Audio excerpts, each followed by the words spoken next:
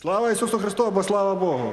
Вельми шановні брати, я пішов в міліцію для того, щоб боротися з злочинністю і роз'ясняти людям, що тюрма не справляє людей.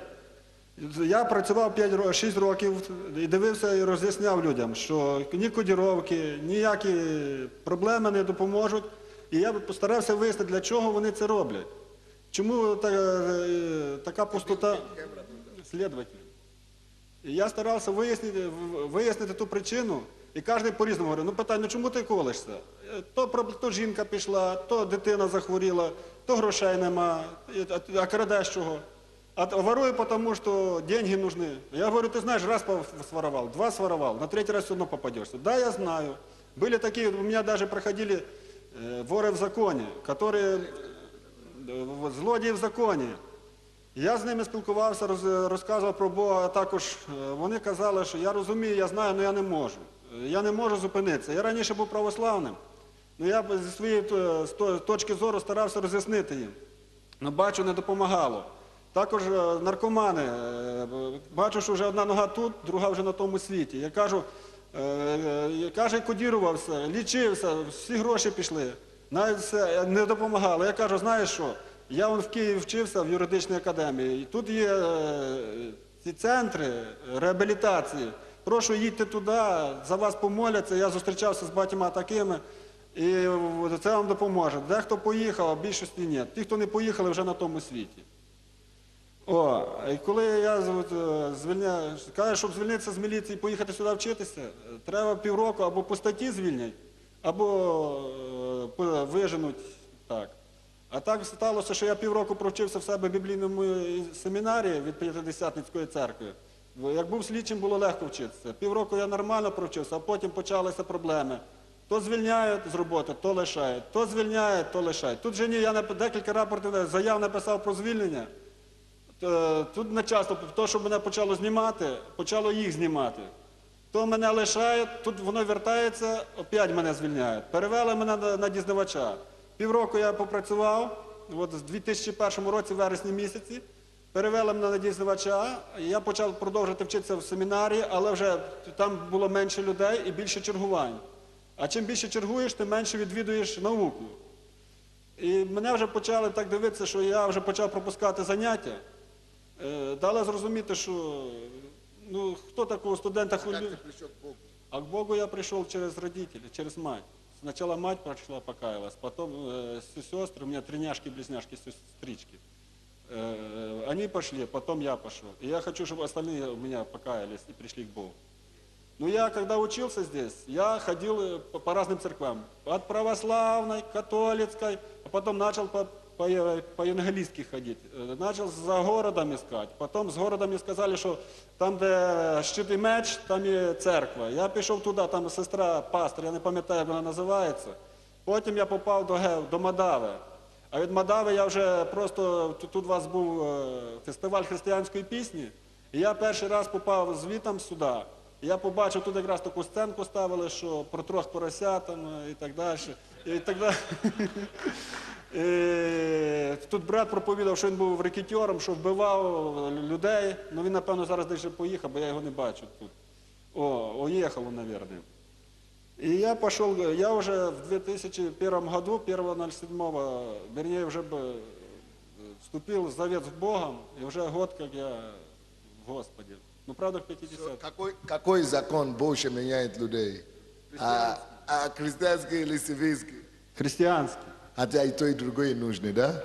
Но только Бог может менять людей в конце концов. Спасибо. Следователь, пускай Бог сам.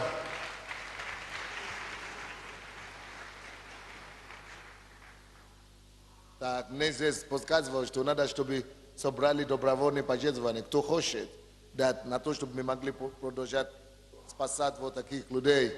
И мы живем как церковь только на добровольные пожертвования, поэтому кто имеет желание, будут сейчас проводить ящики такие, мы собираем во славу Божию. Меня зовут Алексей, добрый день. Я родом из Советского Союза, я родился в Средней Азии, в Узбекистане, потом родители переехали на Северный Кавказ, на родину отца. И нормальная советская семья, отец был партийный с войны отечественной, мама тоже коммунистка, и в том же духе воспитывался я. 10 классов закончил и поехал поступать в институт в Куйбышев. И бабушка верующая была. И пока я готовился, что-то разговор зашел. И я говорю: бабушка, ты знаешь, что человек произошел от обезьяны? Я верил в это искренне. Да. Бабушка говорит: сынок, Бог сотворил человека. Я говорю: бабушка, ты темная вообще, ты ничего не знаешь. Я-то 10 классов закончил, а ты даже читать не можешь. Человек произошел от обезьяны. Нет, говорит сынок, Бог сотворил человека. Ну, мы с ней разошлись. И я закончил институт культуры, отделение хореографии, и я всю жизнь любил танцевать. И 12 лет я отработал на профессиональной сцене, и это был идол моей жизни. Но когда случилась беда в моей жизни, мой первый ребенок в 3 месяца умер, и это потрясло меня. Я пошел в церковь, знаете, Дух Святой прикоснулся ко мне там, и что-то в моем сердце произошло. Я не знал, что со мной, я думал, что это от горя, просто мое сердце плачет, и такие переживания. Потом дальше, в общем, уехал за границу работать, вернулся, начал заниматься Харе Кришной, так, для себя, проповедовал друзьям. Люди на меня смотрели. Видите, каждый ищет. Кто-то в наркотиках ищет, да? Кто-то в деньгах, кто-то в сексе, кто-то в какие-то вообще восточные религии, да? Кто-то еще в чем-то другом. Ну, пока Христос не наполнит душу, поиск продолжается. Так баловался спиритизмом, в общем-то, женщинами, ну, как все, наверное. А что, кришнаиты тоже? Не, я не могу поверить, что кришнаиты тоже этим делом увлекаются. Нет, это до этого. И с места на место переходил, и однажды один парень сказал: пойдем со мной в церковь. Ну, я говорю: я-то Бога знаю, я свечки иногда ставлю, когда согрешишь, пойдешь, поставишь, и все, свободен. А потом снова идешь. И он говорит: пойдем в церковь. И я в то время жил во Владимире, и я пришел, небольшой зал, там на фортепиано играли, девочки пели. Я думал, я-то знаю, что такое церковь. У нас такой Успенский во Владимире собор кафедральный. Я-то знаю, что такое церковь. Я сидел, как жена потом сказала, как кирпич вообще, ты напрягся. Такой каменный был. Я про себя. Одно слово, это не церковь, это вакханалия. Я ушел со служения, но Бог, Он у меня уже поймал, подсек хорошо так. Я не сорвался. И на следующее служение я сам пошел. И я помню, проповедь была о грехе. И я почувствовал, что я весь, как кровью, вот, кровь омывает все тело, царапина и кровь выступает. Так вот вся моя жизнь, она пропитана грехом. Я подумал в тот момент, если я сейчас не выйду к сцене и не обращусь к Господу, я точно умру, я точно пойду в ад. И я вышел к сцене, я покаялся, мое сердце сокрушилось. И 10 лет я как верующий, и я ни одного дня не жалею, что я в Господе. Ни одного дня. Были разные моменты, были трудные моменты, были радостные моменты, но до сегодняшнего момента я благодарен Богу, что Он меня выдернул из этой кучи человеческих отбросов. Хотя внешне, может быть, моя жизнь казалась красивой, гастроли, концерты, некоторый успех, но внутри была пустота, одиночество, проблемы. Но Бог пришел и исцелил, и продолжает сегодня работать в моей жизни. И это Его слава. Это Он трудится над моей жизнью. И я благодарю Его за Его милость, за Его благодать и за Его руку на мне. Слава Богу. Спасибо вам большое. Добрый день, братья. Меня зовут Юрий, я из России, из города Брянска. Я хочу просто засвидетельствовать вам о своей жизни и как я пришел к Богу. Я-то вообще бывший работник Комитета госбезопасности.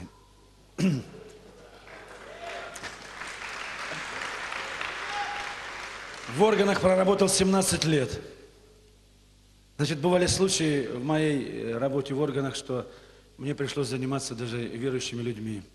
То есть баптистами, раскольниками, там, адвентистами. Ну и там все это, все там это. Вот. Ну, я был вообще-то преуспевающим служакой. И в один прекрасный момент в моей жизни все рухнуло. Мне пришлось уволиться из органов. Я потерял семью. И, короче, я очень плотно сел на стакан. То есть я стал алкоголиком. Стал полностью зависим от этого змея. И... Вроде бы в органах слабых вообще-то не берут. Да, там слабых не берут. А как бы, получается, дьявол, каждый вообще-то слаб перед дьяволом. Кто-то говорит, что вы наркоманы, вы алкоголики, а это слабый, это он слабохарактерный, поэтому у него нет сильной воли. А как же это у вас? Ну, потом я уже, наверное, понял, как это у меня произошло. Я думаю, что Господь использует и такие вещи для того, чтобы призвать к себе. Вы понимаете, когда я почувствовал, что я на крючке уже сижу, что я сам не могу ничего сделать, я стал искать выход.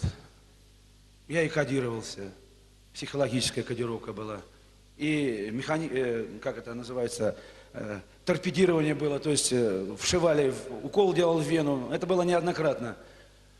Но это ничего мне не помогало, понимаете, ничего не помогало, даже после того, как это все проходило, эти все временные кодировки, там время определенное проходило, я запивал еще больше. И вот настал такой момент, я познакомился с одной прекрасной девушкой. В общем, я развелся, я потерял семью, все, я нигде не работал, так я шатался, короче говоря, вот так вот было все. И я познакомился с одной девушкой. А у нее оказалась подруга верующим, именно верующая, которая знала живого и знает живого Бога. И я знаю, что она за меня молилась.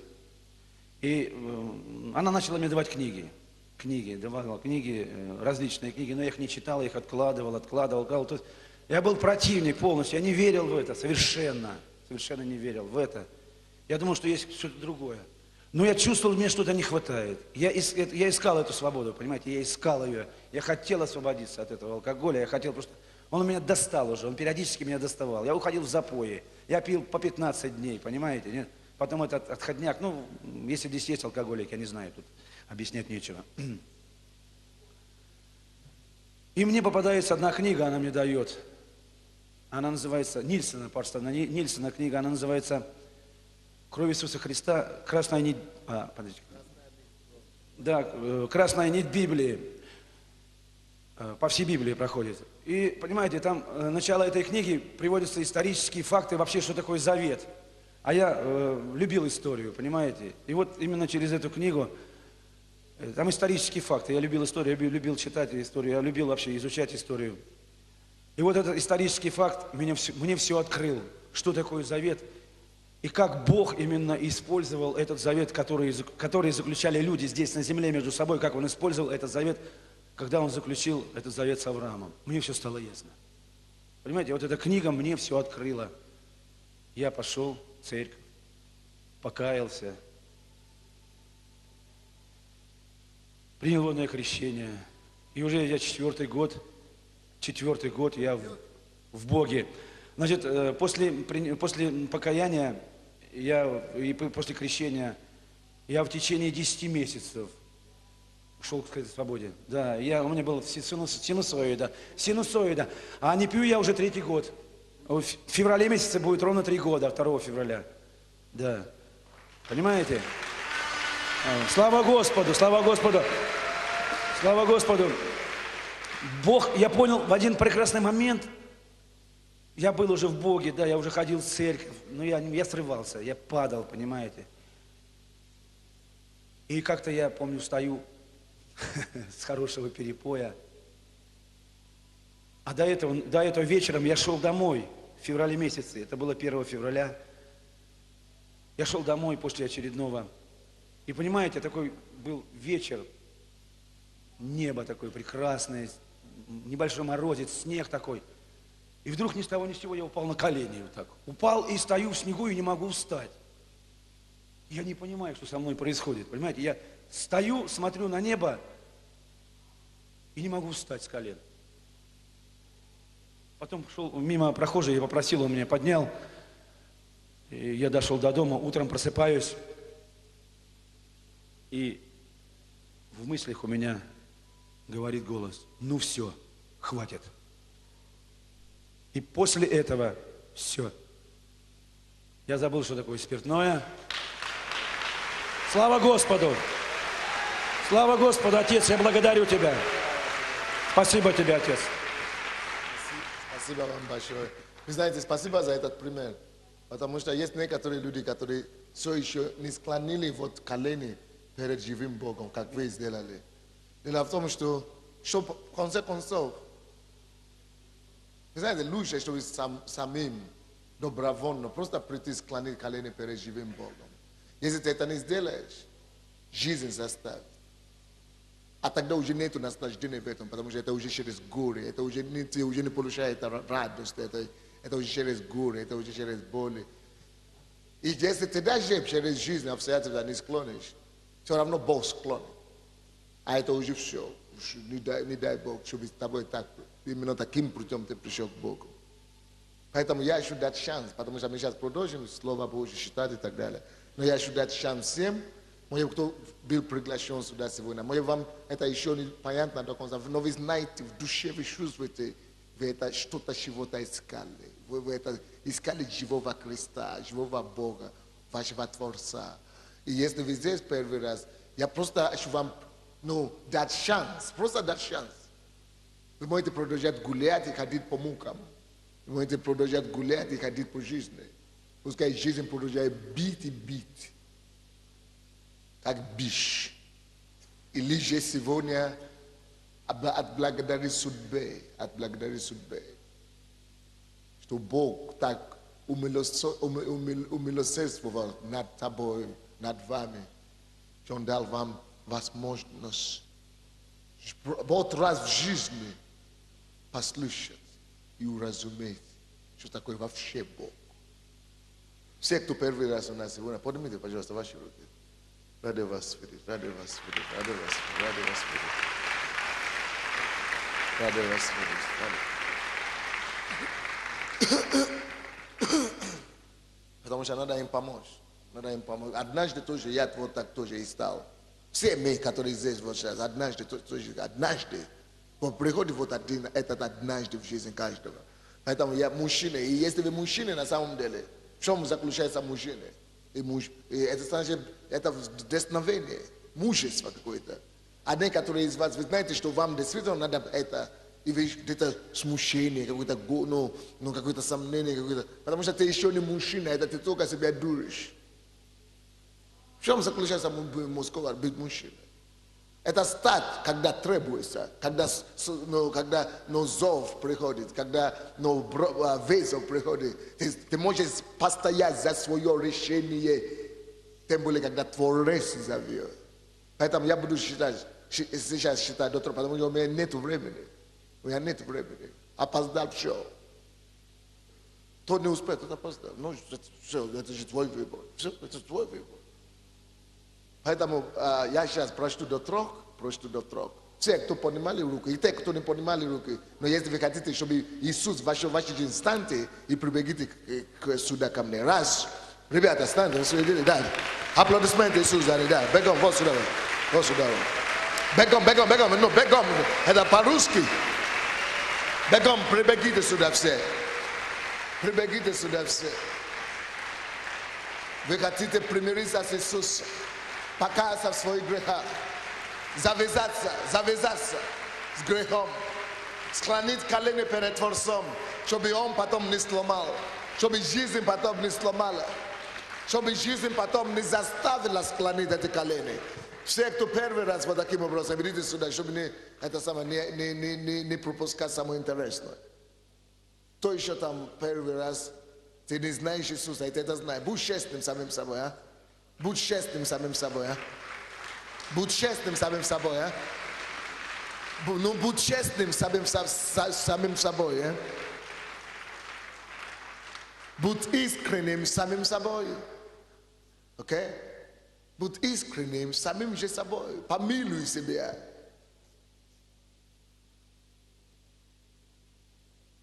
Кто-нибудь там еще остался? А? Еще один шанс. Еще раз считаю до 3. Еще раз считаю до 3. Раз. Давайте, догоните. Догонайте. Давайте. 2. Давайте, ну, побыстрее, а? Побыстрее. Пожалуйста. Вы же слышали? Ну, вы же слышали, что рассказали ребята? Вы же слышали, что рассказали ребята? Кому-то пришлось через такие слезы. И именно вот некоторые именно этого и ждут. Ждут, чтобы гром грянул, прежде чем это самое перекреститься. Некоторые именно этого и ждут. Ждут, чтобы гром грянул. А кто-нибудь из вас из Киева или нет? Кто-то из вас из Киева? Но представьте себе, вы в Киеве. И не дошли до этого. Но представьте себе. Вы думаете, что это спроста? Это же дьявол не хотел, чтобы вы попали сюда. Потому что здесь, каждый день здесь что-то происходит. Это же дьявол помешал. Я сам по себе знаю. Не рассказывал, я говорю, я завтра, я когда-нибудь, я что, через какое-то самое. Но я хотел вроде бы, да? Но что-то не пускали все. Потому что дьявол еще есть помимо всего. А ты думаешь, что это ты не хочешь. А это же дьявол. Мы-то это знаем.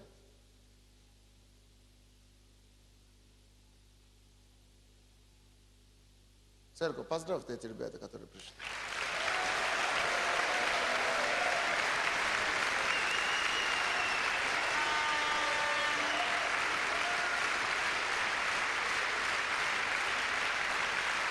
Рады вас видеть. Это ваш праздник. Это ваш шанс. У всех у нас это было однажды. Потом, когда я пришел, я потом взялся за голову. Потому что африканцы же думают, что христианин и Христос это только европейская религия. Ну, это европейцы. А наоборот, теперь говорят, это американская религия. Я уже ничего не понимаю. Когда я теперь проповедую, ну, это американец, это американскую религию проповедую. Причем наоборот, я рос в Африке, мне говорили, это европейская, а тут мне. Потому что дьявол найдет любой аргумент, любой повод, любую причину, чтобы просто не допускать никого до этого спасения. Кто будет за ним молиться? Пастор, ты поведешь, ты там открыть? Да, вы сейчас все, ребята, пойдите, пожалуйста, за пастором. Пойдите все, проводите их. Наставники, где книги и брошюры и это самое.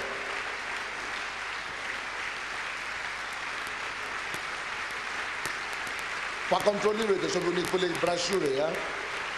Где наставники должны дать им брошюры. Найдите это самое. Аплодируйте им, а?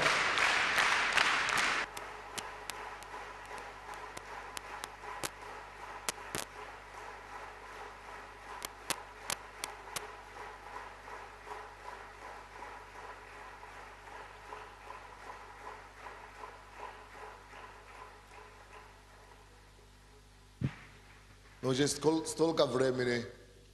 Знаете, я бы хотел, чтобы мы сели, те, которые там сзади совсем сидят, поплотнее сядьте, поближе как-то к центру. те, которые там, особенно справа от меня, да, поближе, поплотнее, пересядьте на левую часть, может быть, даже.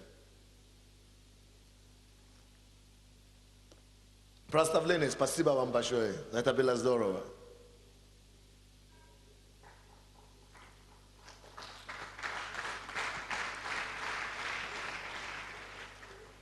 Потому что Творец должен научиться славить своего Творца. Творение должно научиться славить своего Творца. Я вижу некоторые у нас приехали, много людей. Но здесь есть пастор Борис из еврейской общины. Давайте поприветствуем его тоже. Мужчина, настоящий. Слава тебе, Господь. Это благодаря еврейскому народу мы вообще нашлись, не дай Бог. Это страшно подумать, что могло бы быть, да? Слава тебе, Господь. Благодаря Иисусу, он же еврей. Кто-то говорит, что не, он не еврей, а он кто? Украинец. Все равно еврей. Как бы ты ненавидел евреев, все равно еврей Иисус, спаситель человечества. Я вижу из Черказы у нас пастор Александр. Рады вас видеть. Все пастора вообще приехали. Станьте, а? Станьте все пастора, которые к нам приехали. Станьте, рады вас видеть. Житомир. Приветствую вас. Рады вас видеть все. Хорошо, что вы приехали. Спасибо, присядьте. Вы знаете, если мы как лидеры, как пастора, не поведем и не поставим, не сделаем как пример для своих мужчин, Украина вряд ли когда-то возродится. Вы знаете, у меня прямой эфир по телевизору, мы делаем передачу каждую субботу, 12 часов. Я хочу пригласить все эти ребят, которые свидетельствовали сегодня. И не только их, вообще все, кто хочет. Я хочу, чтобы вы пошли мы пошли на прямой эфир. Чтобы мы заявили Украине, что можно меняться, есть надежда для этой страны. И эта надежда есть Иисус Христос. Давайте вернемся к истоку. И мы будем показывать, что посмотрите мужчины, которые не курят, не пьют, не колятся, не матерятся, не воруют. Ну просто люди, которые стали нормальными благодаря Христу. Запишите себе адрес, если вы захотите пойти завтра. Это нам надо там встретиться в 11 часов. Запишите адрес. 11 часов утра. Улица Дегтяревская. Улица Дегтяревская, 48. Это бывшая Прохубенко, да. 14 автобус. 14 и автобус, и трамвай, да? И метро тоже, да? Лукьяновка, да? От метро Лукьяновка. В 11 часов. В 11 часов утра. Вот. А здесь тоже завтра, с 10 утра мы начинаем.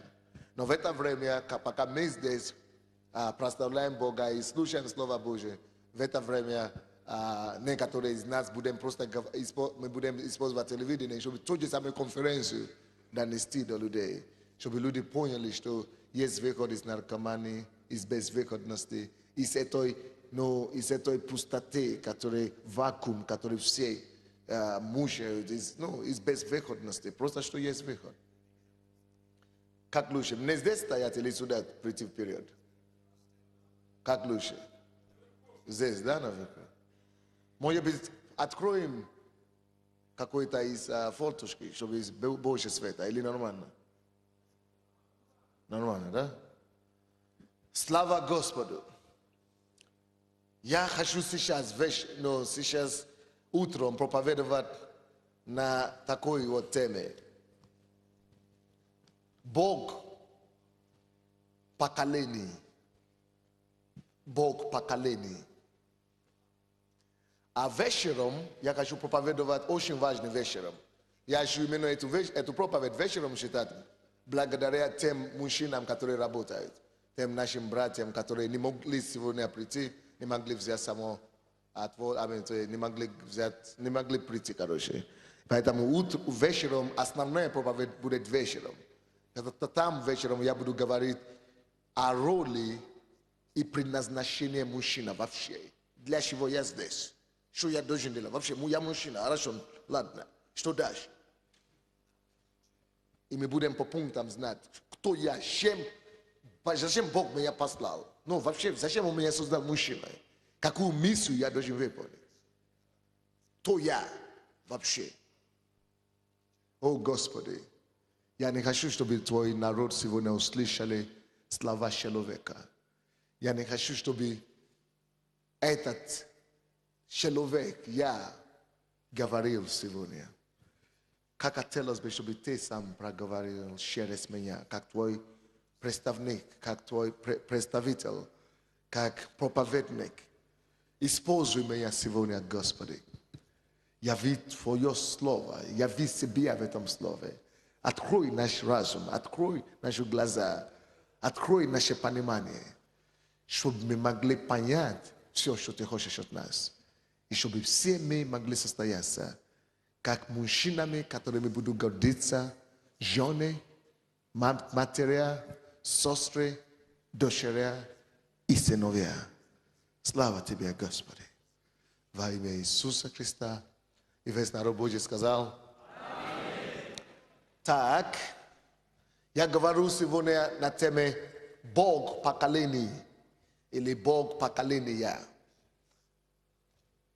Если вы читаете Евангелие или Библию, вы, наверное, заметили, что постоянно Бог называет себя Богом Авраама, Исаака и Иакова.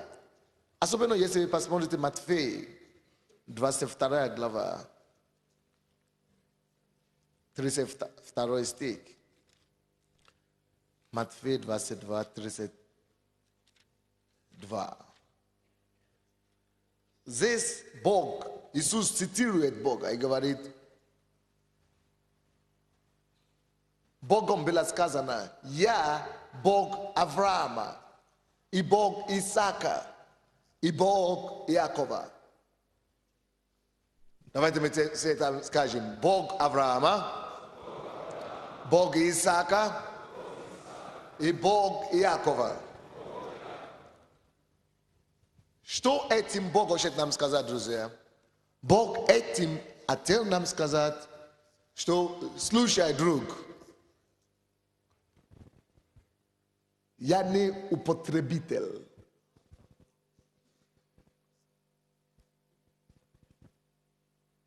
Даже тысячелетия после смерти и Авраама, и Исаака, и Иакова, Бог все еще продолжал.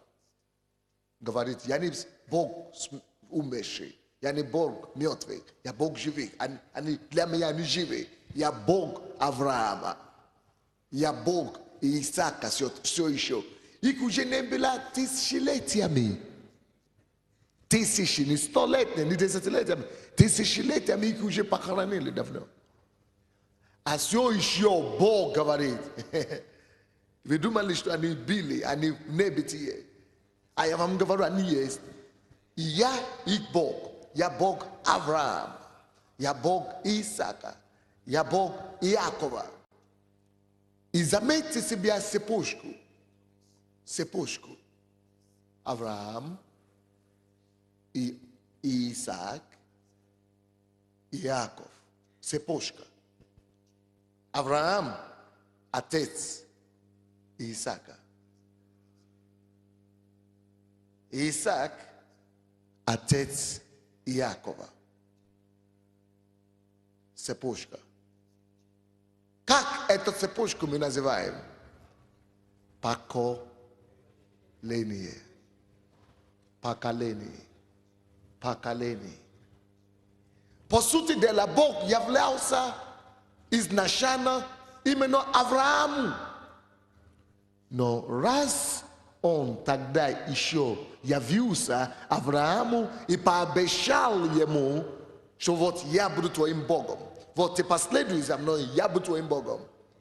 Он не отрекся от него, и он не перестал быть его Богом после его смерти. Но потому что он дал слово Аврааму, он сдержал слово, даже в следующем поколении, поколение Исаака. И даже после того, как Исаак умер, он сдержал слово, поколение Якова. А потом, когда их все уже не было, Бог говорит, я Бог Израиля. Вот почему до сих пор, где бы вы ни нашли евреи, где-то Божья благодать, где-то как-то на нем остается, если он себя признает евреем. Потому что Бог не может отречься от них. Бог уже однажды даст слово. Бог есть Бог поколений.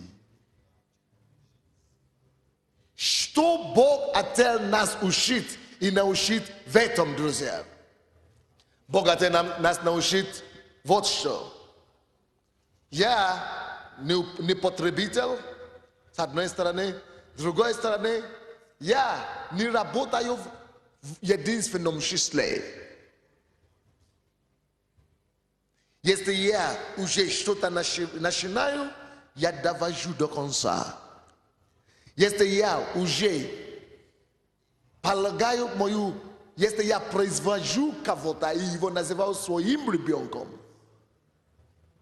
я есть Бог, который воздает поколение за поколение, род за родов, тысячи роды, те, которые призывают имя мое. Бог есть Бог поколений. Этим самым, друзья, Он хочет учить нас верность и преданность. Напишите это так. Чему Бог хочет учить нас в эти слова? А? Верность и что? Преданность. То те качества, которые как раз мужчинам часто в наше время не хватает. Представь, можно, брат? Иди сюда. Бог нашел Авраама, дал ему обещание и сказал, что я буду твоим Богом, а ты будешь моим народом. Говорит, последуй за мной. Авраам послушался. Потом он падал, потом он ошибался. Потом он даже отрекся от Бога неоднократно. То есть не совсем, а как бы временами, когда трудности были. А то, что его дети делали, потомки потом, это вообще не надо вспоминать. То, что Израиль делал, как предавали его, как разочаровали его. Но потому что Бог есть Бог поколений, он остался верным им. Бог, кто он такой? Прежде всего, Бог есть родоначальник всего человечества, автор жизни, источник. Бог создал мужчину и женщину, нас по его образу и подобию. Но мужчину он сделал главою. Не над каждой женщиной, но семьей. И мужчину он первым создал. Потому что мы его образ, отец. Мужчина есть отец. Бог есть отец всего. И мужчина есть отец. Бог есть отец планеты, вселенной. Автор. Мужчина тоже. Потому что мужчина переводится как несущий семя. Семя жизни именно в мужчинах. Не в женщинах. Женщины всего лишь принимающие семя. У них утроба, но у них нету семени. Поэтому ни одна женщина не может быть беременная, пока она не получит от мужчины семя. Он несущий жизнь. Он несущий семя. И теперь Бог такой же. Бог есть несущий всей жизни и всего жизни существующего.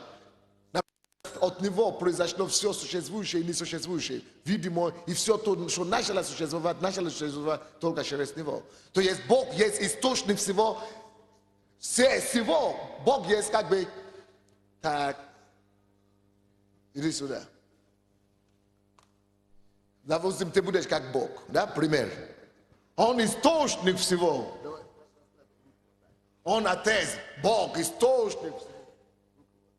Он создал все. А потом он создал по своему образу и подобию мужчину. Чтобы, но по образу и подобию. Что такое образу и подобию? По образу. Такой же, как он, но маленький. Меньше. То есть его лишь образ. Он не такой, он не этот. Но он в его образе. Он такой, он как он. То есть все то, что у него есть, заложено потенциально в нем. Вы понимаете, да? И если есть, он есть несущий семя всего жизни, всей вселенной, то он сделал вот этого несущий семя только на планете, на земле. Если, допустим, от него, от Бога произошло все видимое и невидимое, то от него происходит жизнь на планете, на земле. Человек, несущий жизнь, мужчина. И Бог хочет научить мужчин, как быть ответственным за вот это высокое звание. Поэтому он сначала выбирает человека, потерянного, язычника, Авраама.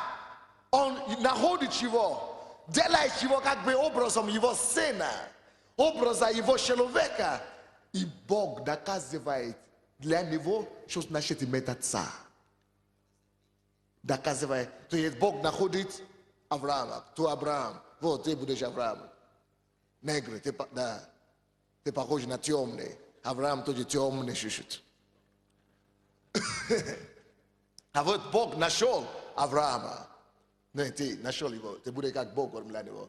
И говорит, мужчина, человек, посмотри, как я буду относиться к Аврааму. Он не совсем верный порой. Он меня и подведет, да, к нему. И подведет, уйдет в сторону. И женится на того, кого надо, да. Он ну, даже Авраам порой делал такие вещи, за которые сегодня можно в тюрьму посадить, особенно на Западе. Авраам настолько, ну, ошибся иногда, что он даже пошел, переспал с служанкой. Представь? Это то же самое, что у меня сейчас служанка дома. Ну, не служанка, а как это, домохозяйки, да, или домработницы. Авраам дошел до такого, что он даже додумался этого беременеть этой домработницы.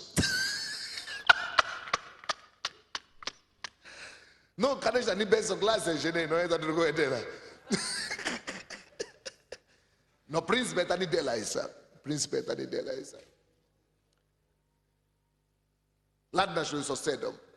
Но даже сосед кое-то дизia. А только с женой нужно. А тут даже не то, что сосед. Прикинь кого. Ну, домохозяйка. Это очень грубо, это очень плохо, это очень некорректно, правда? И Бог говорит, слушай, как я с ним поведусь. Я-то ему уже дал слово, что я буду твоим Богом.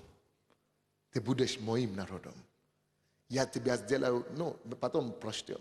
То есть Бог хотел научить нас, что такое быть отцом. Я его отцом, отец.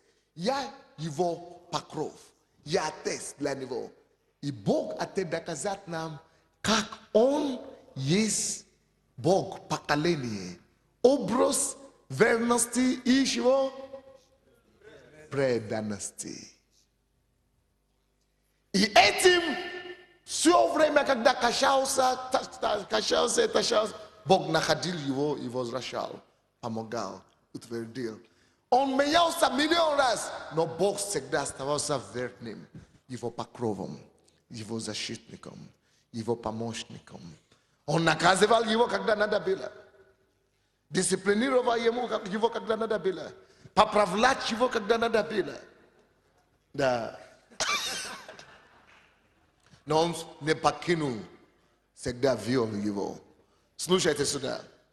Этим самым Бог показывает нам в образе, потому что все Ветхий Завет это образ будущего, это тень будущего. Это все в образе Бог учит нам, как нам быть, как мужчины. Образ мужчина, несущий семя, источник жизни. Как нам себя вести с теми людьми, кого Он приведет к нам. Допустим, Авраам может быть как прообраз женщины, жену, которую Он приведет к нам. Он также может быть прообраз сына или дети, которые Он даст нам. То есть, но мы должны быть как образ Бога. Он создал нас по Его образу. Он несущий семя, мы несущие семя. Посмотрите, как Он был верен Израилю, государству. Считай, Ветхий Завет, это весь история, какой характер Бога. Как Он поступает, когда Его народ, над кем Он ответственный, падает, ошибается.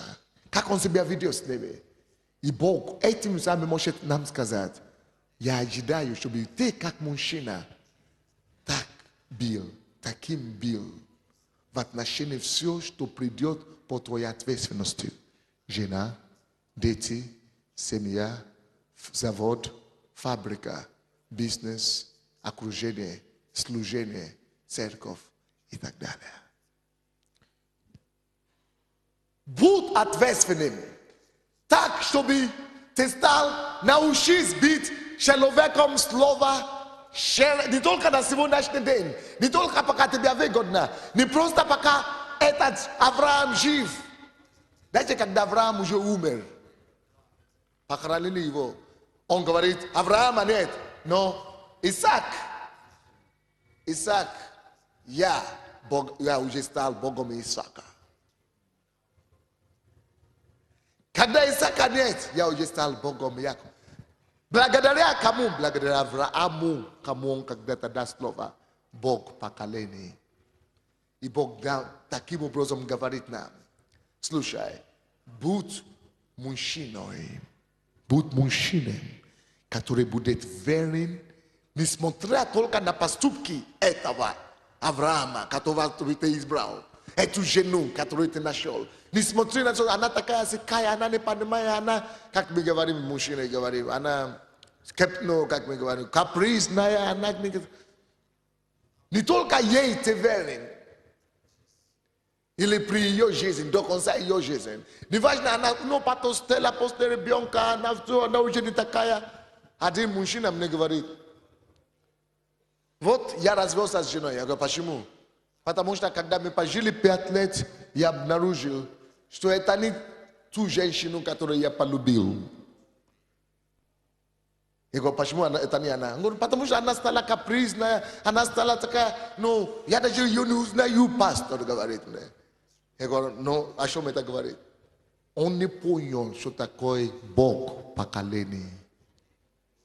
Он не понял, что такое Бог вообще. Он уже верующий сейчас.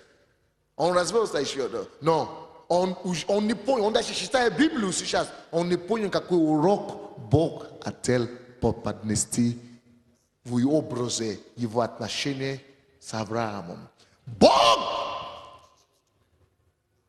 оставался верным, несмотря на поступка. Я говорю, ты даже не задумывался, может быть, она изменилась, и стала такой неузнаваемой тобою. Ты сказал, не на эту женщину я женился, не в нее я влюбился. Может быть, она изменилась именно благодаря твоим отношениям к ней. Она стала неузнаваемой тобой. Может быть, это ты ее загнал, что она уже стала не такая.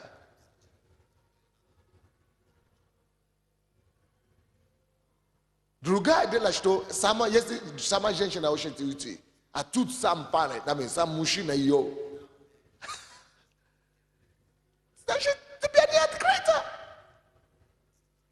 Он говорит, что нет, она не будет жить в моем доме. Если она будет жить в моем доме, она должна вот такая. Если нет, я ее выгону, я отвражусь. Потому что ты мальчик, ты не мужчина абсолютно. Ты не мужчина абсолютно. Окей?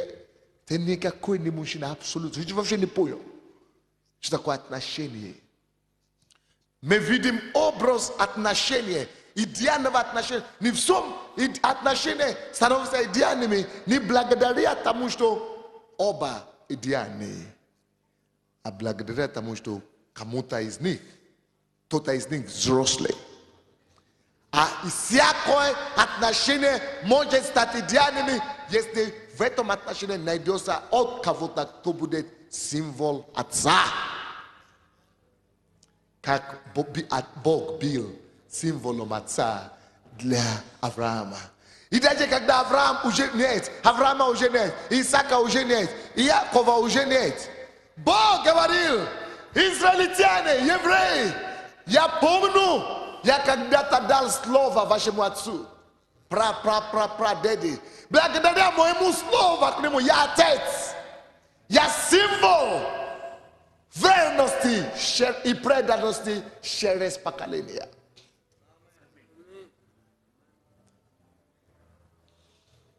Поэтому евреи, вы можете рассчитываться на меня не потому, что вы такие хорошие, а потому, что я такой верный. Я не перестаю быть кем я должен быть верным, потому что ты не верный. Это то же самое, что кто-то говорит: а я такой порядочный, а я такой верный. Но когда моя жена загуляла, я тоже решил отомстить. Если ты такой верный, то действие твоей жены, то, что она загуляла, она не должна на тебя повлиять, чтобы ты тоже уже стал неверным. Какой же ты тогда верный, если ты такой уже большой верным, потому что ты видишь другого неверного, и ты тоже стал неверным. Значит, по сути дела неверный.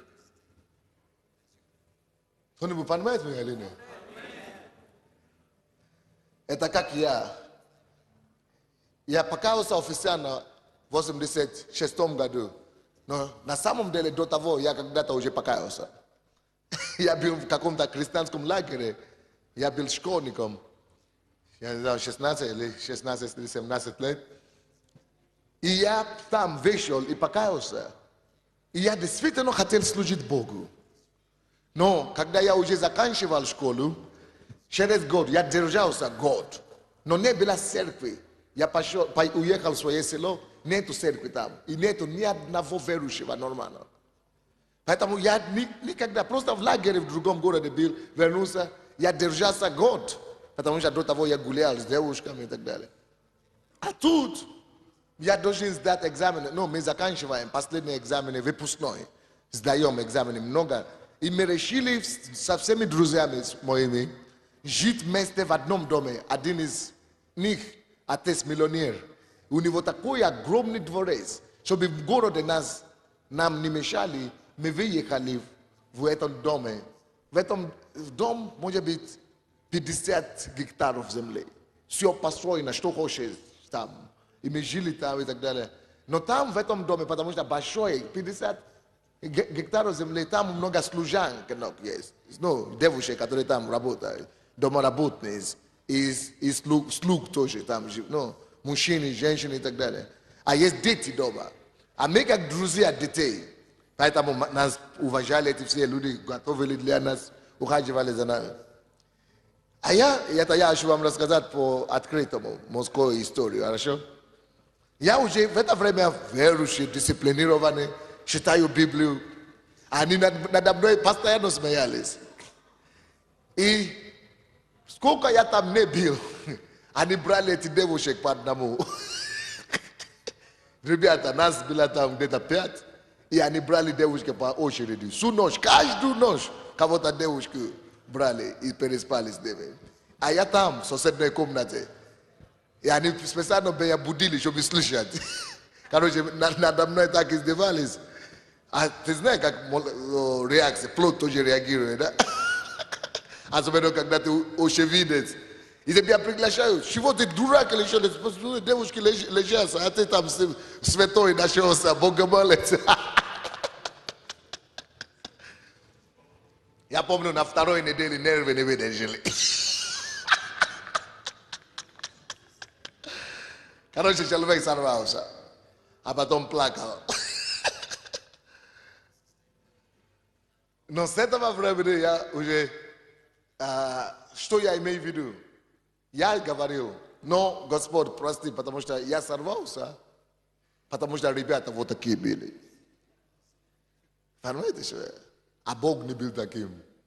Если я такой верный, мой характер, мои действия не определяются поступками других людей. Вы понимаете, что я имею в виду, да?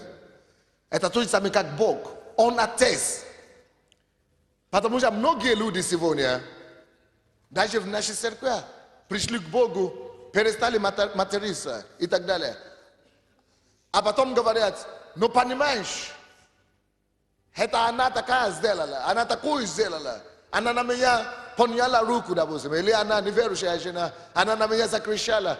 Я не выдержал, и поэтому я ее тоже, ну, что-то сделал для нее. Может быть, матерился на нее, может быть, бил вообще ее. Почему такие вещи происходят? Потому что я не понял вообще, кто я. Я думаю, что я Сандей. А если я пойму, что я отец, я мужчина, вот символ мужчины, вот он, Бог. Авраам себя ведет безобразно, как лошадь, но Бог остался мужчиной, несущий семя, несущий благодати. Он смотрит. Это то же самое, что мы должны делать. Как мне быть мужчиной сегодня? Смотрю на Бога Отца. Как он себя ведет, когда его подводят и подражаю его. Смотрю на Бога Отца. Как он себя ведет, когда Авраам заблуждается. Он ищет его, находит, наказывает его, но потом покрывает любовью. Значит, смотрю на него, на его действия и делаю то же самое. Он не но как он себя ведет, когда он огорчен? Потому что даже сам Бог был огорчен израильским народом.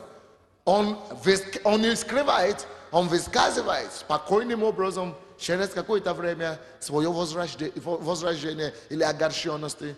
А потом приходит, успокаивается и обнимает Израиля. А потом говорит им инструкцию, дает им, вот вам лучше вот так жить, вам лучше вот так жить. А если вы не получится так, посмотрите последствия, которые будут и так далее.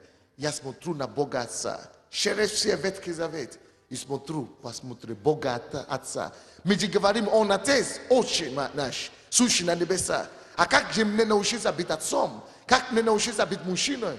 Смотреть на идеального, безупречного, беспорочного Отца. И я так и веду себя с моими детьми, с моей женщиной, с моей женой, с моими подчиненными подо мною и так далее. Бог говорит нам, я Бог Авраама, Исаака и Иакова. Моя верность продлевается через поколение. И через все их поступки, верности и неверности, моя верность протекает через всю историю. Если я сказал, я таким есть. Бог хочет, чтобы мы были как Он. Мужчины, которые слово его есть закон. Слово их есть. Это то же самое, что все постановление. Это то, что Иисус пытался нам сказать и нас учить, когда Он говорил нам о том, что да будьте такими людьми, чтобы ваше да было да, и чтобы ваш нет было нет. Он говорит, выше этого. Он говорит, на это уже нет объяснения. То есть, я не сделал это, потому что то. Он говорит, выше этого уже все. Если ты говоришь что-нибудь выше, да, нет, значит, ты не благонадежный человек. Верность и преданность, которые переходят через поколение. Знаете, почему Бог есть таким Богом, который переходит через поколение? И почему Он хочет, чтобы мы такими были? Потому что Бог хочет показать нам, мужчинам, смотри, ты несущий семя, твое семя это не только сын твой, допустим, мой сын, или, допустим, твой сын. Человек, ты несущий семя, точно как Бог. Вот, не думай, что у тебя один сын, Давид. Вот, допустим, его зовут Давид. У меня только один сын. И ты делаешь все для Давида. Посылай, ну, ты старайся быть верным для него. Ну, слушайте сюда все, братья сейчас. Смотрите сюда.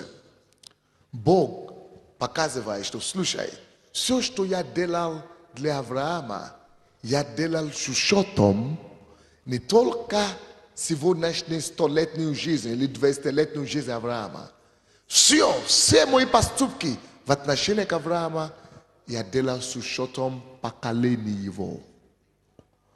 И ты, папа Давида, твои отношения к своему сыну и к ее матери должны быть так с учетом того, что твое семя, любое семя не умирает после первого поколения. Ты должен смотреть на него сквозь поколение. Каждый папа рождает не сына, а целого поколения. Скажите это кому-то. Ты рождаешь не ребенка, а поколение. Не, скажите друг другу. То есть Бог хочет, чтобы твое отношение к твоей дочери, Бог хочет, чтобы твое отношение к твоему сыну было заложено такие принципы, такие глубины, которые бы продлились и протянулись через все поколения. И это поколение будет еще называться твоим поколением. Поэтому даже тысячелетия после того, как Авраама уже не было, Бог еще говорит, а я Бог Авраама. Потому что Авраам, он служит как символ. Это он один, начало поколения. Даже Бог встретился с Авраамом и дал ему только одного сына, Исаака. Один сын. Но с этого Бог увидел, когда он еще звал Авраама, не Исаака только, а он увидел народ и все народы, которые от него произойдут. Алло, ты не рождаешь сына, ты не рождаешь дочку, ты не рождаешь детей, ты рождаешь что? А? Все мое отношение как отец. Почему выгодно мне подражать Иисусу, подражать Бога Отца? Потому что единственные качества и ценности, которые проживут не только на сегодняшний день, не только на 10 лет, 100 лет, но единственные качества и принципы и ценности, которые проживут через поколение, только те ценности, которые у Бога есть, которые я взаимствовал у Бога и вкладывал в свои семьи, в свои дети. И если эти ценности у Бога прожились через поколение всего Авраама, Исаака и Якова, то я могу быть уверен, что через тысячи лет, если я заимствовал у него эти ценности, возьму это у него, что эти оправданные, эти проверенные принципы будут работать, чтобы сдержать и спасать, и оберегать, и сохранить и мое поколение. Кто-нибудь слушает меня или нет? Чуть-чуть понятно? Давайте откроем Бытие 12 главы. Спасибо вам. Бытие 12 главы. У кого из вас есть детей? Или ребенка, или дети? Кто воспитывает детей среди вас? Теперь слушайте. Обычно мы вкладываем и оставляем дело воспитания детей своим детям. Лучше, чтобы мы своим женам, прошу прощения. Конечно, жены могут делать уроки с детьми. Но настоящее воспитание должно идти от отца. Он родоначальник. Почему слово родоначальник? Отец – это несущее время, семья или родоначальник. Почему родоначальник? А потому что целый род с него происходит. А ты есть это родоначальник. Ты должен быть ты должен быть заинтересован, закладывать прочный фундамент. Потому что ты воспитываешь не детей, а целые поколения. Ты сейчас посмотри, я хочу, чтобы вы экспериментировали. Посмотрите, пожалуйста, на своего ребенка все. Ну, умственно, то есть, ну, вспомните о своего ребенка сейчас. Или о своих детей. И увидь духовными глазами. Через 100 лет, через 200, 500 лет. И увидь целое поколение, которые будут еще жить твои ценности, которые ты закладывал. Вы не поверили? Посмотрите на свои жизни. У вас живет и живут некоторые вещи, которые вы от своих родителей получили.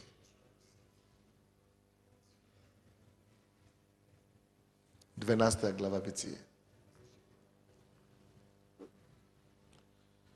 А если отец этим не занимается, это большая беда.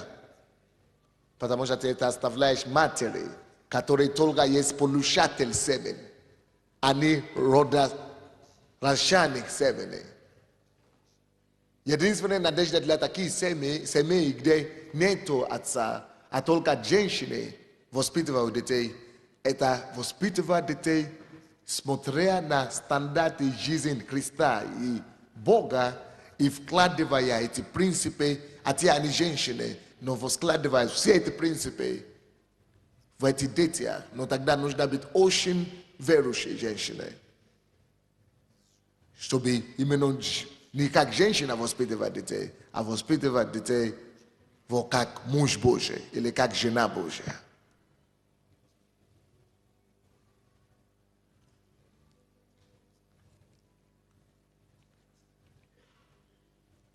С 1 по 3 стихи.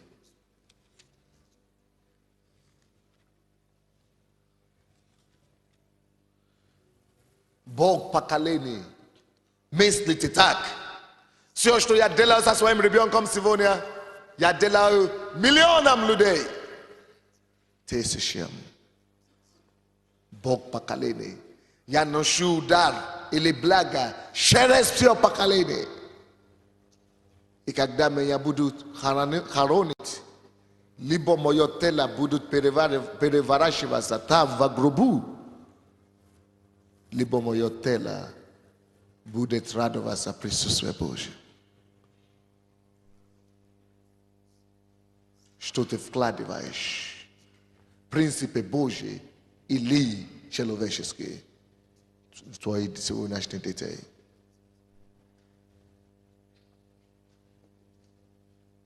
И тем больше детей у вас, тем больше ответственности. Поэтому это страшное дело, нарожать слишком много. И потом не справиться.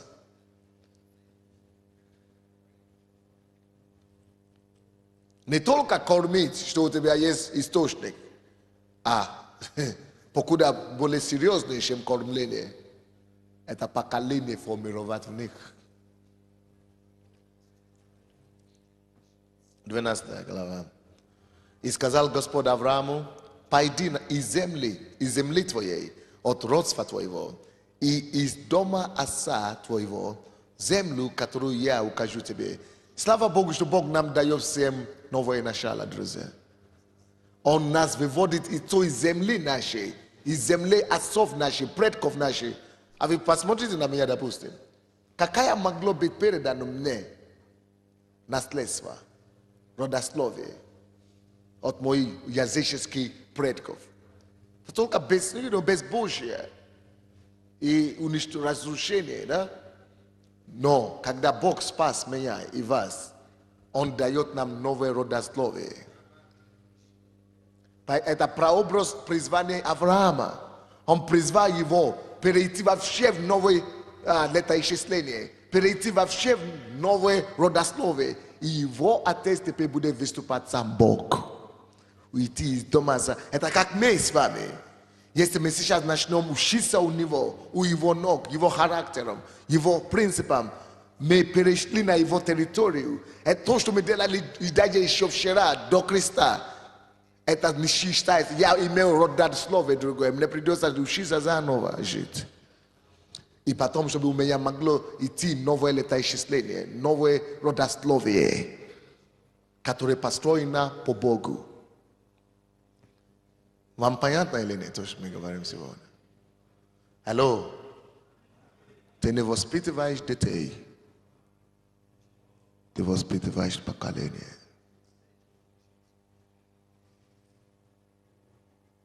Думай не как отец сегодняшнего дня. Бог думал как отец поколения. Я Бог Авраама, Исаака, Иакова. Он уже видел конец с самого начала.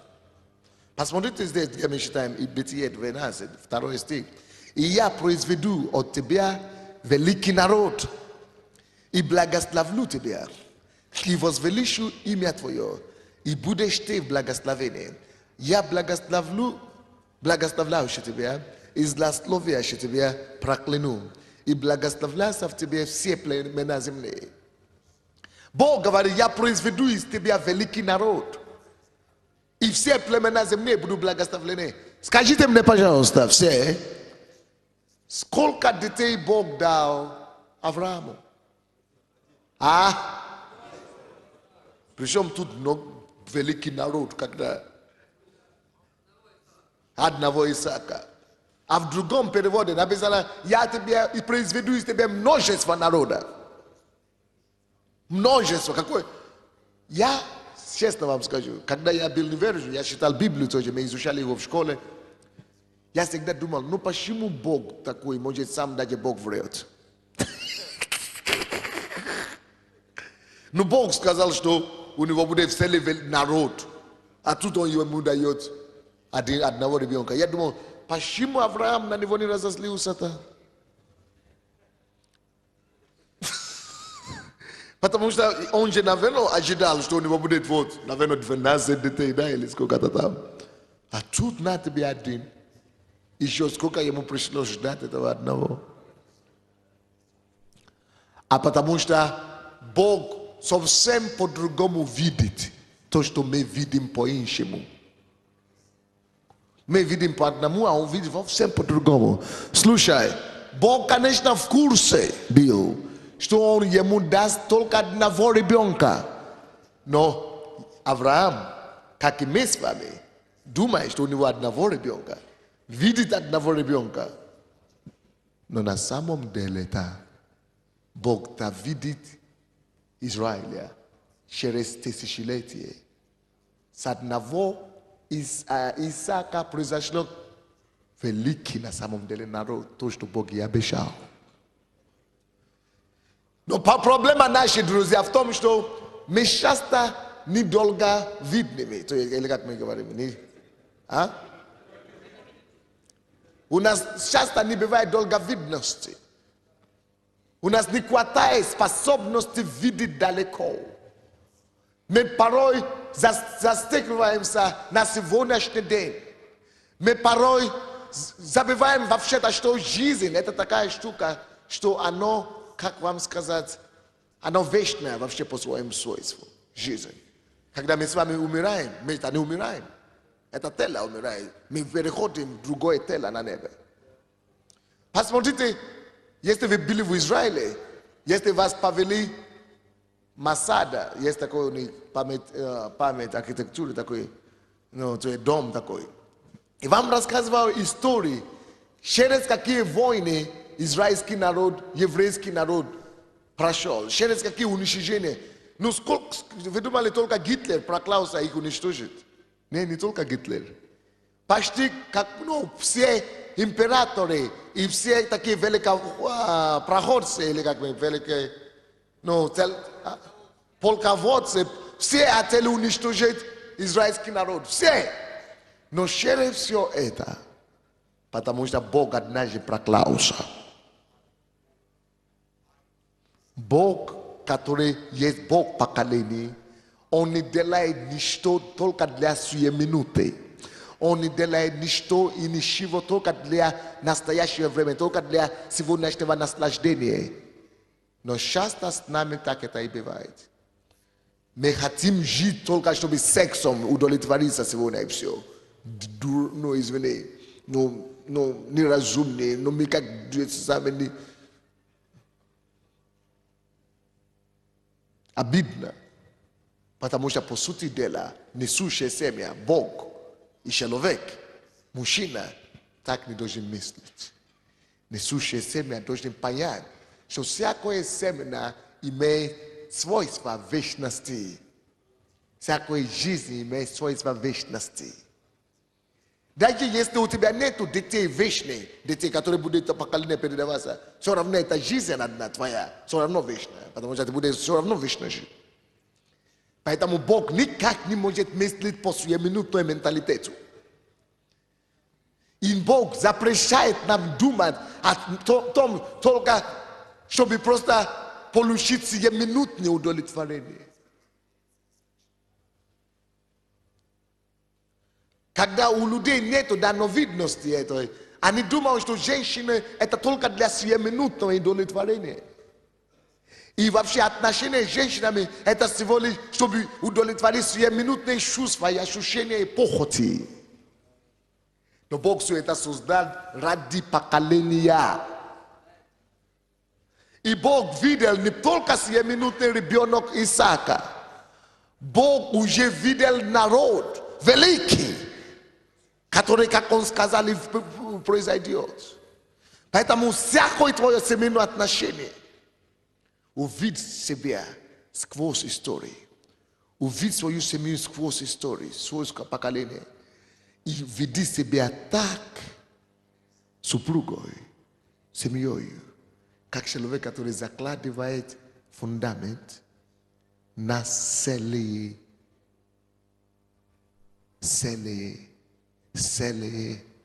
поколения.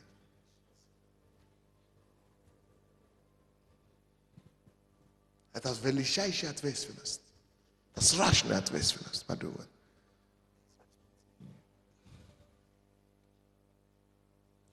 Так что мы думаем, Бог дал Авраама только Исаака. А я бы сказал, нет, Бог дал Аврааму великий народ, как и обещал. Потому что мы видим время. А у Бога-то нету времени. Понятия времени у него нет. Бог живет вне времени. Поэтому вы видите сегодняшний Исаак при жизни Авраама, а Бог у него-то нету времени. Что 100 лет, что миллион лет, он видит все законченным. Альфа и омега. Он видит уже конец. Это наша проблема порой, друзья. Мы не видим омега. Мы видим альфа в себе, в своей жизни. Вместо чтобы общую картину видеть. Мы не видим зачастую общую картину.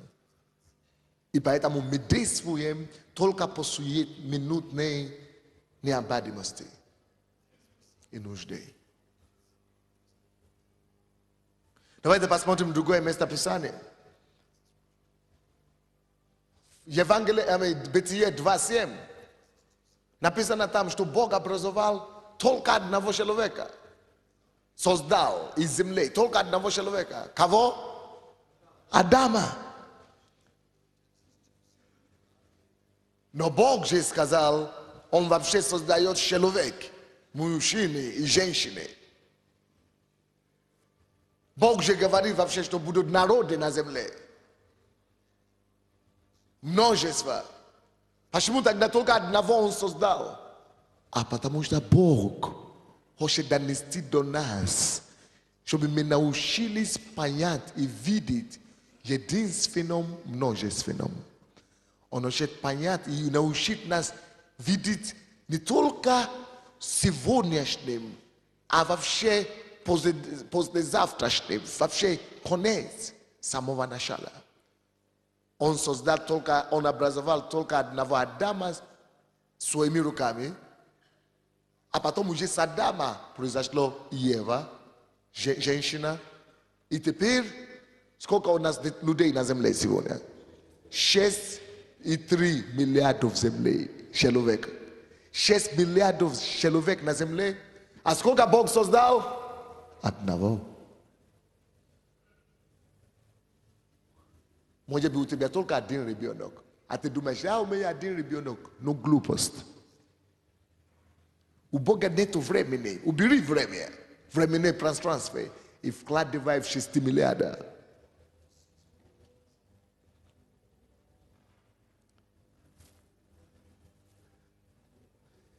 У тебя одна дочка. И ты думаешь, что, я только за нее, я все делаю. Поступай так ответственно твоей дочери. Как будто ты закладываешь в нее на миллион лет вперед. Бог поколений. Отцы не живут для сегодняшний день.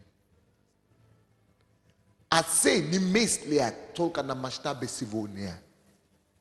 И даже земли. И даже масштабе их земной жизни. Отцы, у которых голова работает. Отцы, которые глаза открыты. Отцы, которые способны видеть отца отцов. Они видят сквозь дальше.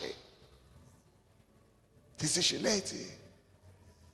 И они все свои действия и поступки строят так, чтобы поколения были благословлены после них. Вы понимаете меня или нет? Поэтому Бог говорит, я Бог Авраама. Всякий раз, когда вы это считаете, Бог Авраама, Бог Исаака, Бог Якова, вспомните, Бог учит нас быть отцом через поколение. Он показывает нам, кто я. Посмотрите на меня, я такой. Подражайте меня, будьте такими же. Бытие 25 глава. Бог Авраама и Исаака. Давайте посмотрим, как это было у Исаака. 25 глава, 23-24 стихи.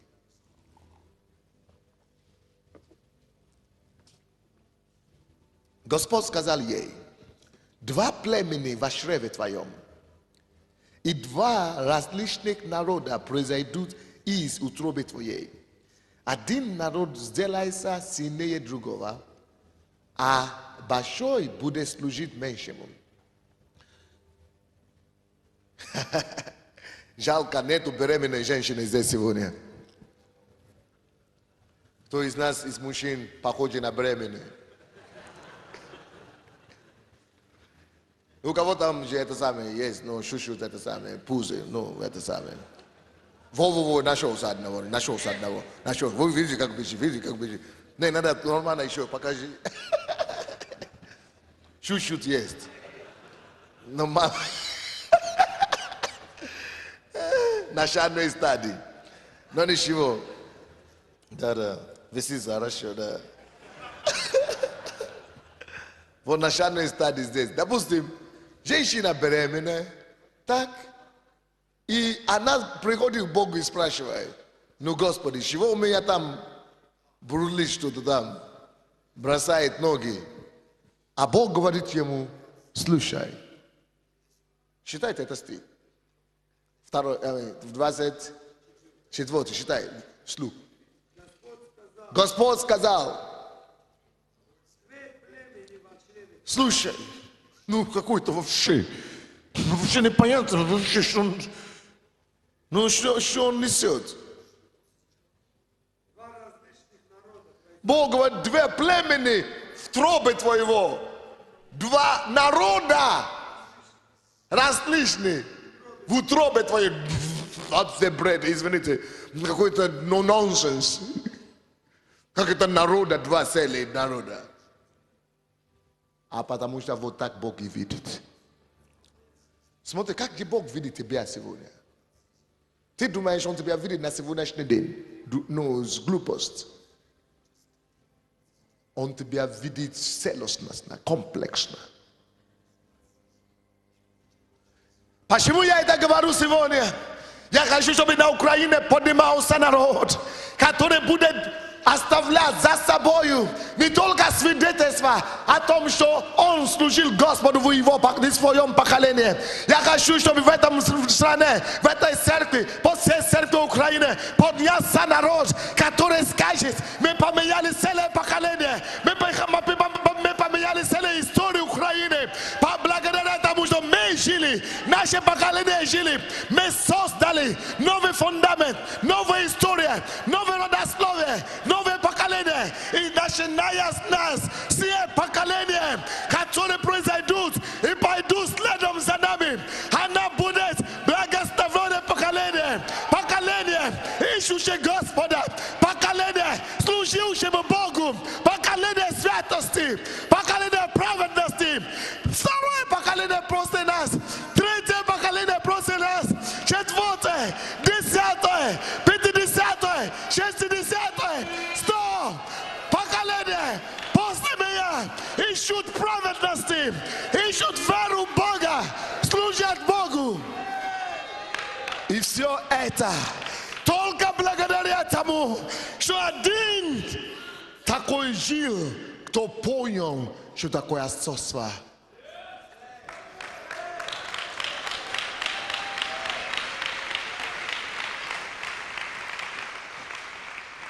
Он говорит: ей, в твоем утробе, в твоем чреве два народа, два племени. И в твоем утробе два народа, целые два, разные народа. Потому что она, как женщина, которая видит только сегодняшним глазам, думает, что у нее близнецы. Два ребенка. Два зародыши маленькие. Но на самом деле, прикинь, что Бог видит. Вообще, с ума сойти. Причем тут народы. А вот потому что так и есть. Это ты не видишь завтра, он-то видишь завтра. Это тебе закрыто завтра, а ему-то не закрыто. Поэтому Бог учит нас этому сегодня, чтобы мы стали тем поколением, которое будет ответственным за целое государство, за целого народа. Воспитывая, перестать воспитывать детей. Но начинать с этого поколения, с этого года воспитывать поколение, которое будет жить через 100 лет. Вот почему мы здесь. Вот почему мы здесь. Ты несешь на твои плечах ответственность за целое поколение. 10, 50, 100.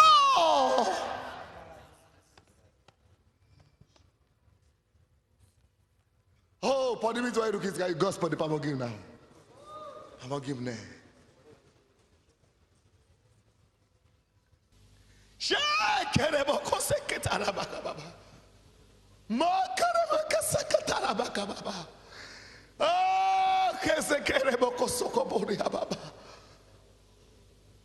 Жена беременная. Я смотрю на нее. Я пророчествую. Пророчествую не Фаресу, пророчествую не Зои, пророчествую поколения, которые произойдут от них.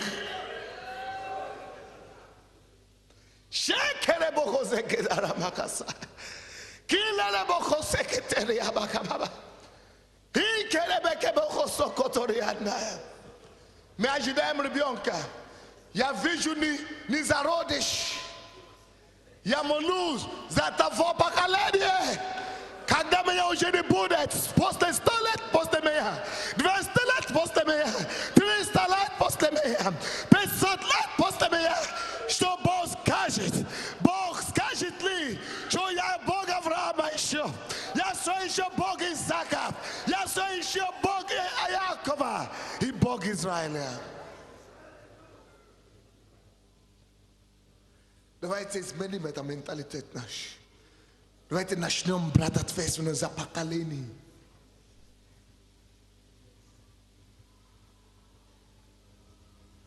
Вот почему действия моей жены не должны менять меня и определить мои действия и поколение и настроение.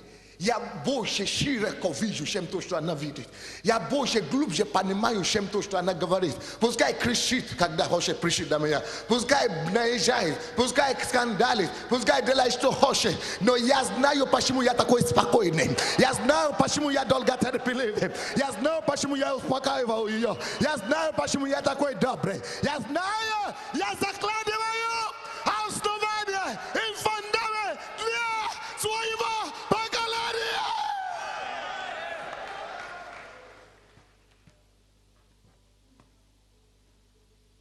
Два племени и два народа. Сколько племен растут в твоем доме?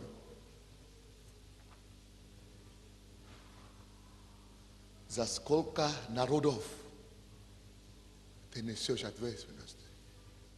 Или ты только несешь ответственность за Машу, Ларису и Андрея?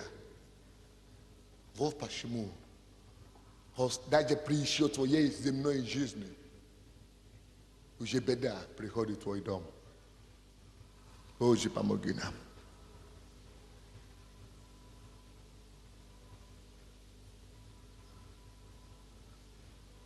Потому что мы не понимаем, что такое отцовство.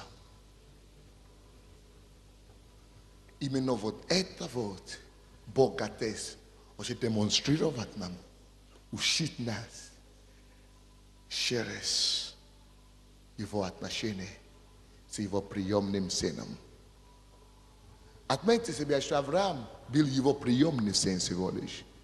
Некоторые из вас, потому что вы имеете приемные дети от бывшей жены или от второй жены, или что, или от жены, вы думаете, это не ваш ребенок.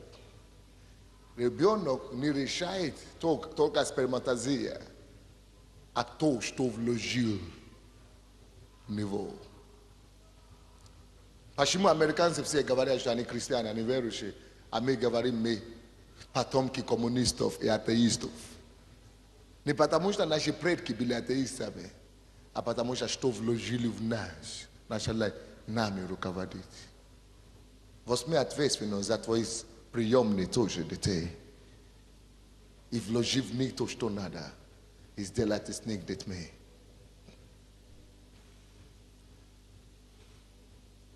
Кто-нибудь слушает меня или нет?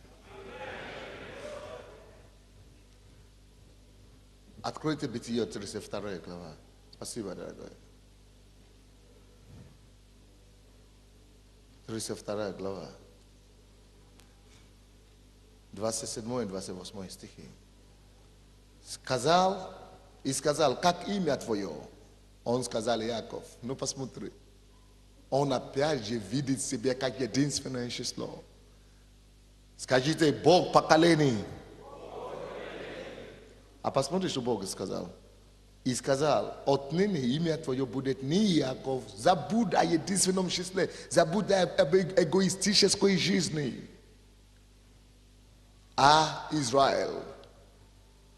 А что такое Израиль на сегодняшний день? Государство, народ. А тут говорю, а я, ну, единственное число, а я не, я Яков. Нет, ты великий князь, ты великий народ, ты народ. Так с нами часто и бывает. Бог, мы видим себя вот только в уничиженном состоянии обязательно. Мы обязательно видим свои семьи как бесперспективные. Мы видим своих детей как не имеющие будущее. Мы видим себя, свою семью, мы категорируем себя, но самыми низкими и так далее. Мы не видим большими картинами, как Бог видит.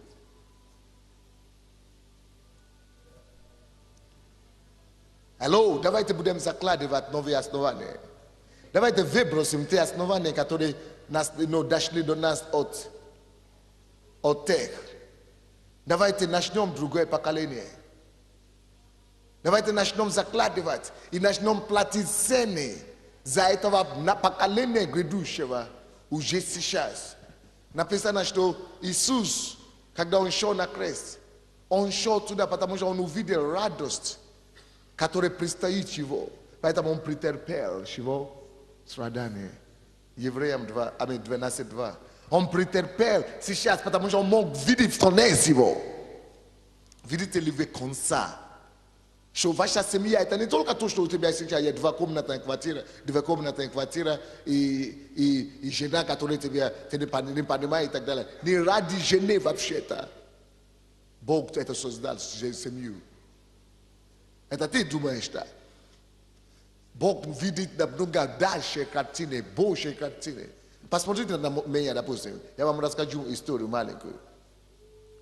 Я никогда не видел своего отца в жизни. Чтобы вы знали. Никогда в жизни его не видел. Может быть, я видел его, когда я маленький. Я не знаю, не помню. Смотрите сюда. Когда моя мама вышла замуж за него, он какой-то хулиган был, маленький. Может быть, пил или что. Короче, бил ее. А она вышла из царского дома. Ее папа Карол в селе. И Карол разозлился, он умер к этому времени, но Росвелд, тоже еще есть самое. Они все, семья их, ее, просто разозлилась, и они собрали ее от этого мужчины беспорядочного, да? И они говорили, как ты можешь бить принцессу, то есть как бы, дочку царя. Они собрали и запретили ему вообще приходить или видеться с ней. А в это время, оказывается, она уже была беременной. Может быть, если бы они это не знали, не собрали бы. Но когда она уже пришла домой, она начала расти. Догадываетесь, что там был внутри?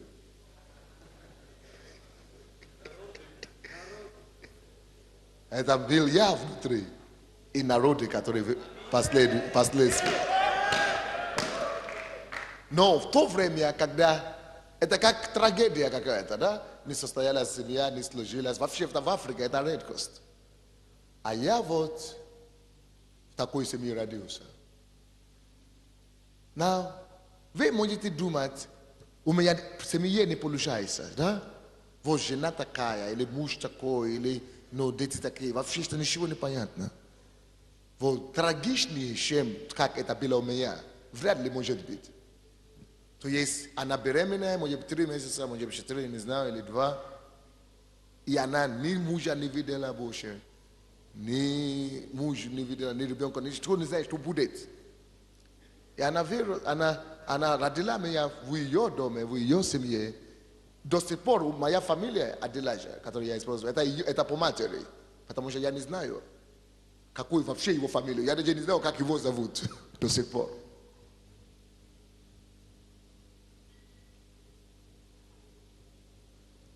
Потому что когда я даже рос, она уже вышла замуж, моя мама. Поэтому я даже ее тоже не знал, пока мне не исполнилось 13 лет или 12. Или сколько-то там лет. То я знал только бабушку. Я думал, это моя мама.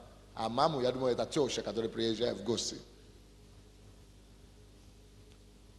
Может быть, ты думаешь, у тебя не та жена, не тот муж, не тот характер, ты ошибся. Это ты думаешь так по эгоистическим соображениям. А Бог думает, почему Он свел вас из-за народа, который Он хочет произвести, из-за нового поколения, которое Он хочет образовывать через именно этого сочетания. Кто-нибудь понимает, моя Елена? Потому что если бы моя мама вышла бы замуж за порядочного, не алкоголика, не бьющегося, ее кровь и другое сочетание бы не получился с ней.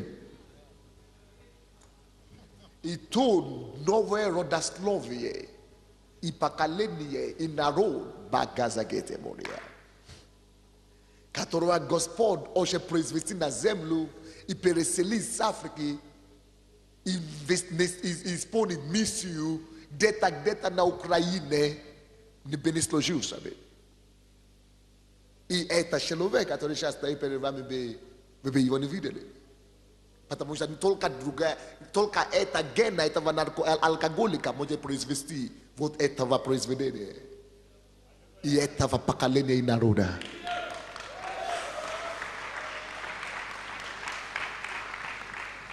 В то время, когда ты застопорился на то, что не получается, какая она такая, какая она не такая, какая она такая, Бог говорит, ну дурак, ну последний дурак, ты что ты? Не ради этого, не застопориться на нее, это самое, я народа, я поколение образую, я ты это самое, жалуешься. Я это вижу, не то, что у вас сегодня, ну, не там зубную пасту положил, не там тарелку так помыл сегодня, не это я вижу-то.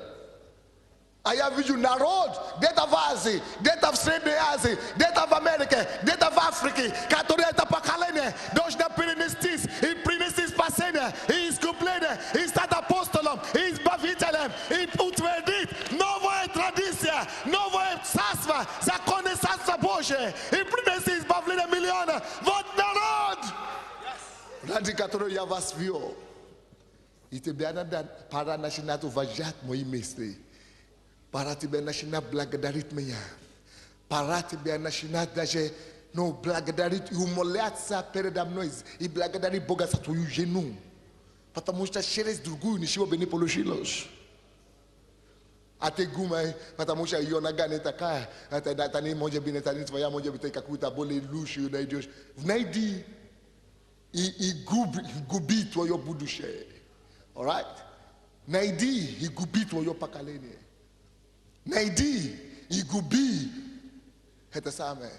А если сам Бог позволил, чтобы только даже на одну встречу, как со мной, с моей мамой было, разошлись, и кто-то плачет, я рос в неблагополучной семье. Кто тебе сказал? Потому что разошлись, потому что кто-то ушел, одна ушла или он ушел. Но самый главный плод с этого отношения, то, что Богу было нужно, уже вышло. Моя жена, моя мама потом построила свою жизнь и так далее. Но жизнь продолжается. Но то, что Богу нужно было, с этого самого получилось. Задача выполнена.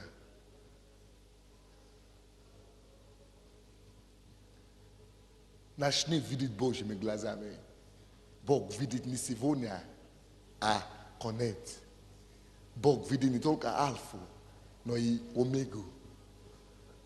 Иисус написано благодаря тому, что Он тоже мог видеть конец, радость, той радости, за рождение поколения Его церкви. Он претерпел крест, чтобы Он мог видеть Его поколение, церковь, которая зародится после креста. А не которая даже не хотите видеть крест, потому что вы не способны видеть та церковь, которая возродится после потом Голгофы и после воскресения. Все, поднимите руки и благодарите Господа за свою семью, за свою жену, за свою супругу. Станьте все на ноги, станьте все на ноги, станьте все на ноги. Начни молиться, начни благодарить Бога за детей, за семью, за ребенка, за бывшую жену, за первые дети, за вторая жена, за настоящие дети. Начни молиться сынов духом.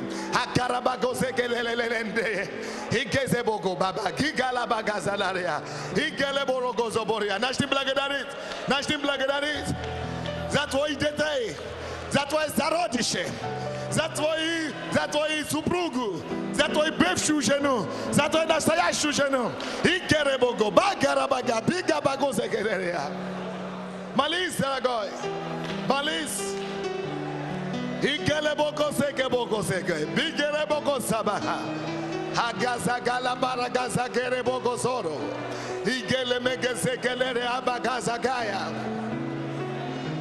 Oh yeah. Слушайте сюда. Я хочу, чтобы вы начали благодарить Господа за твое поколение, которое Он тебе доверяет взращивать. У Павла не было детей, но он в духе нашел детей. И он говорит: Тимофей, ты мой ребенок. Мы можем поднимать поколение и так. Но более ответственно, покуда более ответственно есть еще, это и биологический и духовный. Nós te благодарим, Господа, за все твои детей сейчас. Которые еще нет. Nós te благодарим за поколение, за народы, за племена. Возьмите микрофон и все, начните молиться в микрофон, все. Агара, багазагаза, багозикерея. Музыканты, займитесь делом, начните играть. Икеборогобозе, керебокозория, синее, свободные. Начните благодарить Бога. Начните благодарить Бога. Начните пророчествовать на поколение, что твоего ребенка выйдет поколение, твоего ребенка выйдет поколение, твоей дочери, твоего сына, целое поколение произойдет великий народ именем Иисуса.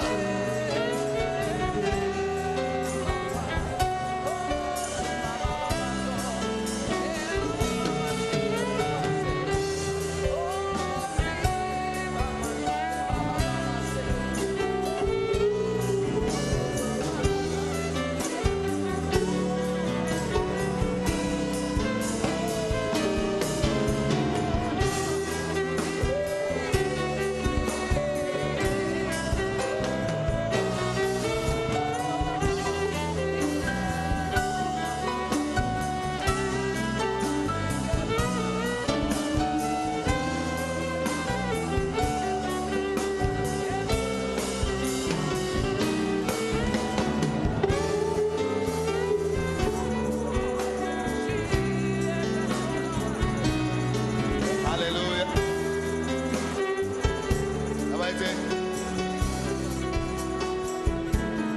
Давайте попросим у Бога, чтобы Он научил нас быть отцом, точно как Он был отцом для Авраама. Попроси у Него способность, мудрость, гибкость, способность быть таким отцом, как сам первый отец, как отца отцов.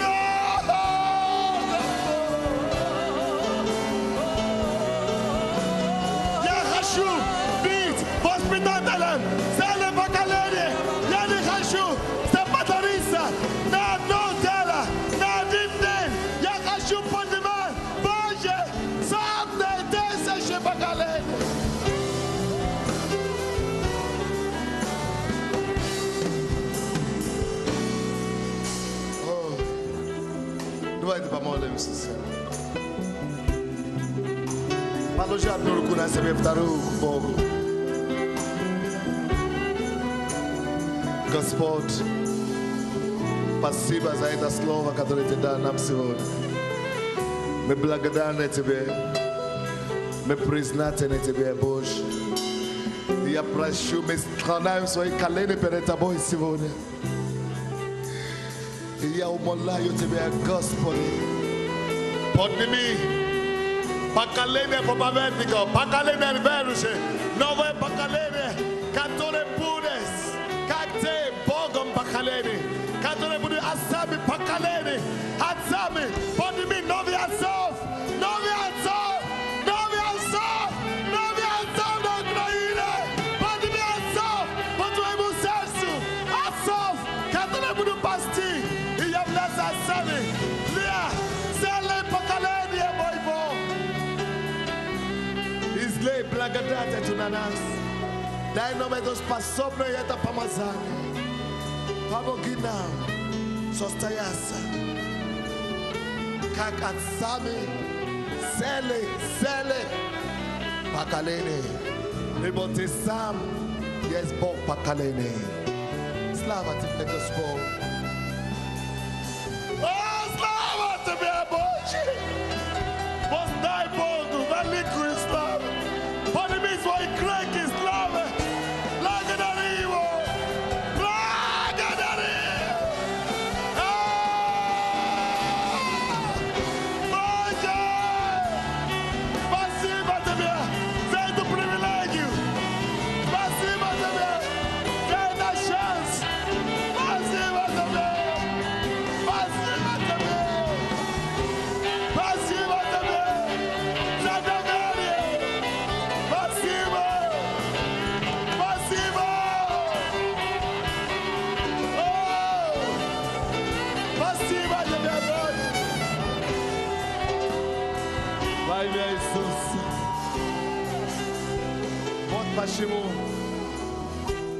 Вот почему иногда мы должны просто взять своих детей и начинать просто в духе молиться за них. Потому что Дух Святой, когда мы молимся на иных языках, оно идет поколениями, оно идет тысячелетиями, оно не имеет временных сроков, оно идет без конца. Вот почему сила пророческого слова нам нужно начинать высвобождать пророчество на своих детей и так далее, духовные и физические. Помоги нам, мой Бог. 2 часа, уже 2 часа, мы, наверное, начнем пол-третьего. Мы будем иметь перерыв 30 минут. И пол-третьего мы начнем. И в обед, послушайте, в обед сейчас будет проповедовать нам пастор София, потому что я хотел, чтобы мы послушали точки зрения женщин, как они о нас думают. И мы должны это слышать. 2 часа пастор София будет здесь. Церковь, давайте порадуемся в Господе за эту благодать, которую Он дал нам.